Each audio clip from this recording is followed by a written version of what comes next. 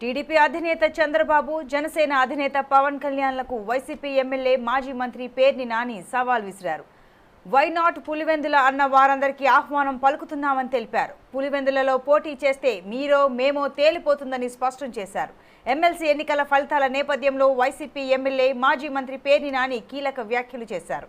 ఏపీలో 21 ఎమ్మెల్సీ సీట్లకు ఎన్నికలు జరిగితే 4 స్థానాలు గెలిచారని, ఆ మాత్రానికి ఎవరెస్ట్ ఎక్కినట్టుగా భావిస్తున్నారని పేర్ని విమర్శించారు. జన్మలో గెలుపు చూడలేరనే భావనతో సంబరాలు చేసుకుంటున్నారని ఎద్దేవా చేశారు. 175 నియోజకవర్గాల్లో పోటీ చేసే దమ్ము టీడీపీకి ఉందా అని ప్రశ్నించారు. అసలు 175 నియోజకవర్గాల్లో బరిలో దింపేందుకు అభ్యర్థులు ఉన్నారా అని ప్రశ్నించారు.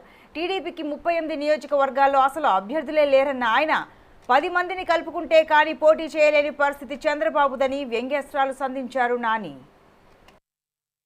మీ పార్టీ వాళ్ళందరినీ కూడా కూర్చోబెట్టుకుని సుమారుగా 38 నియోజకవర్గాల్లో ఇన్ఛార్జీలు మనకు లేరు అని వాపోయేటువంటి దిక్కుమాలిన పరిస్థితి మనది.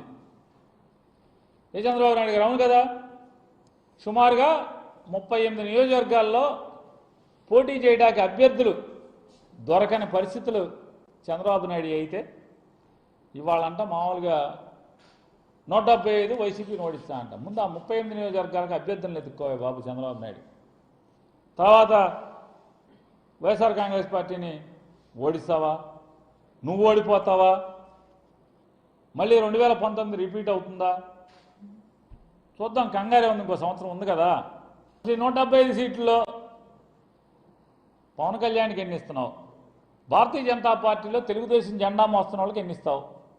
సత్యకుమార్ లాంటి సత్యకుమారు, ఆదినారాయణ రెడ్డి, ఈ ఆదిరెడ్డి, బోదిరెడ్డి ఇట్లాంటి వాళ్ళు ఉన్నారు కదా, సుజనా చౌదరి, వీళ్ళందరికీ ఎన్ని సీట్లు ఇస్తున్నావు? బీజేపీలో తెలుగుదేశం జెండా మోస్తున్న వాళ్ళకి. నారాయణ ఉన్నాడు కదా, పేరుకేమో ఎర్ర జెండా, దాన్నేమో పసుపు రంగులో ముంచి లేపి భుజాన్ని వేసుకు తిరుగుతూ ఉంటాడు పాపం. కమ్యూనిస్ట్ పార్టీ ఏమో పాపం ఈయనకి అప్పు చెప్తే పెత్తనం, ఈయన కమ్యూనిస్ట్ పార్టీని తెలుగుదేశాన్ని మార్టిగేజ్ చేసి పారేశాడు. ఈ తాకట్టు పెట్టినటువంటి నారాయణ వాళ్ళకి ఎన్ని